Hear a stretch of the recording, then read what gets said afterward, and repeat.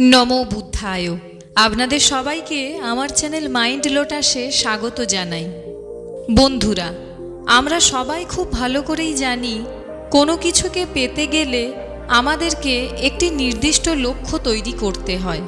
কিন্তু আমরা লক্ষ্য তো নির্ধারণ করেই ফেলি, কিন্তু লক্ষ্য পূরণ কিভাবে করব সেটাই জানি না। মহাত্মা গৌতম বুদ্ধ বলেন, লক্ষ্যকে পূরণ করতে গেলে কেবলমাত্র একটি কাজ করলেই লক্ষ্য পূরণ করা সম্ভব। গৌতম বুদ্ধের এই গল্পটি থেকেই আমরা জানতে পারব লক্ষ্য পূরণ করতে গেলে আমাদের কি করতে হবে। তাহলে চলুন গল্পটি শুরু করা যাক।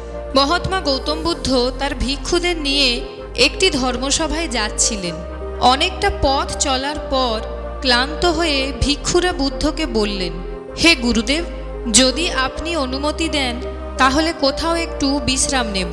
পথ চলতে চলতে বড় ক্লান্ত হয়ে পড়েছি। বুদ্ধ বললেন, এই প্রখর রৌদ্রে বিশ্রাম নেয়ার জন্য আগে একটি উপযুক্ত স্থান খুঁজতে হবে।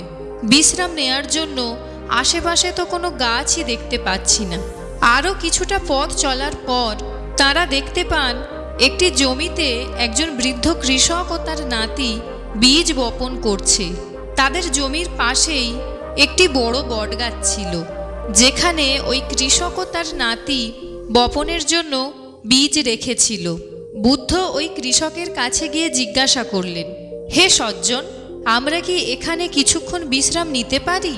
ওই বৃদ্ধ ব্যক্তি গৌতম বুদ্ধকে চিনতে পেরে হাত জোড়ো করে বুদ্ধকে বললেন, এ তো আমার পরম সৌভাগ্য যে আমার জমিতে আপনার পদধূলি পড়েছে। আপনি এই বটগাছের নিচে বিশ্রাম করুন, আমি আপনার জন্য জলের ব্যবস্থা করছি। বুদ্ধ বললেন, হে সজ্জন, আপনি বিচলিত হবেন না, আপনি আপনার কাজ করুন, আমরা এখানে বিশ্রাম করছি। কিন্তু তাও ওই বৃদ্ধ ব্যক্তি কোনো কথাই শুনলেন না।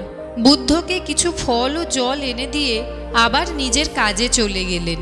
বুদ্ধ এবং ভিক্ষুগণ ফল এবং জল পান করতে করতে ওই বৃদ্ধ ব্যক্তি এবং তার নাতির কার্যকলাপ দেখছিলেন। এদিকে বৃদ্ধ কৃষকের নাতি বীজ বপন করতে করতে বেশ ক্লান্ত হয়ে পড়ে এবং জমির দিকে তাকিয়ে দেখে তখনও অর্ধেক জমিতে বীজ বপন করা বাকি আছে। সে ভাবে কিছুক্ষণ বিশ্রাম নিয়ে তারপর আবার কাজ শুরু করবে। এসব ভেবে সে একটি গাছের নিচে বিশ্রাম নিতে চলে যায়। গাছের ছায়ায় বসে থেকে থেকে এবং ঠান্ডা হাওয়ায় ওই বৃদ্ধ কৃষকের নাতি ঘুমিয়ে পড়ে।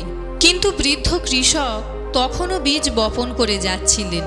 যখন ওই ছেলেটির ঘুম ভাঙে, সে দেখতে পায় সম্পূর্ণ জমিতেই বীজ বপন করা হয়ে গেছে। এ সব কিছুই গৌতম বুদ্ধ এবং তার ভিক্ষুরা দেখছিলেন।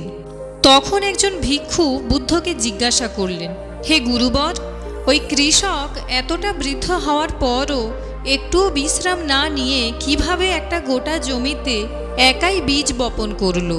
আর অন্যদিকে ওই বৃদ্ধ ব্যক্তির নাতি বয়সে এতটা ছোট হওয়ার পরও অর্ধেক জমিতে বীজ বপন করে ক্লান্ত হয়ে পড়ল? কিন্তু এমনটা তো হওয়ার কথা নয়। বিশ্রাম তো ওই বৃদ্ধ ব্যক্তির নেওয়া উচিত ছিল। কিন্তু এই বৃদ্ধ বয়সে এসেও ওই কৃষকের একটুও ক্লান্তিবোধ হলো না।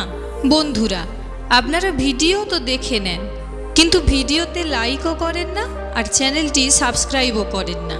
তাই ভিডিওতে একটি লাইক করুন এবং গৌতম বুদ্ধের এই রকম অনুপ্রেরণামূলক গল্প পেতে আমার চ্যানেলটিকে সাবস্ক্রাইব করে বেল আইকনটি প্রেস করে রাখুন, যাতে গৌতম বুদ্ধের এই রকম গল্প আপলোড করার সাথে সাথেই আপনাদের কাছে নোটিফিকেশন পৌঁছে যায়।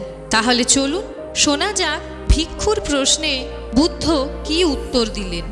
মহাত্মা বুদ্ধ বললেন, প্রিয় ভিক্ষু, এমনটা এই কারণেই হলো, ওই বৃদ্ধ কৃষক কেবলমাত্র জমিতে বীজ বপন করাতেই তার মনকে কেন্দ্রীভূত করেছিল, শরীরের ক্লান্তির প্রতি নয়। মহাত্মা বুদ্ধ বললেন, কিন্তু ওই ছেলেটি তার মনকে তার কাজের প্রতি কেন্দ্রীভূতই করেনি, তাই তার মধ্যে ক্লান্তি এসেছিল। যদি তার মধ্যে সেই একাগ্রতা থাকতো তাহলে অবশ্যই সে তার কাজকে সম্পূর্ণ করতে পারত। তাই এখান থেকে আমরা এই শিক্ষাই পাই যে নিজের লক্ষ্যকে পূরণ করতে হলে আগে লক্ষ্যের প্রতি নিজের মনকে একাত্মভাবে কেন্দ্রীভূত করতে হবে, তবেই লক্ষ্য পূরণ সম্ভব। বন্ধুরা, গল্পটি কেমন লাগলো তা কমেন্টে অবশ্যই জানাবেন এবং নিজের পরিবার, পরিজন এবং বন্ধুদের সাথে গল্পটি অবশ্যই শেয়ার করবেন। নমো বুদ্ধায়।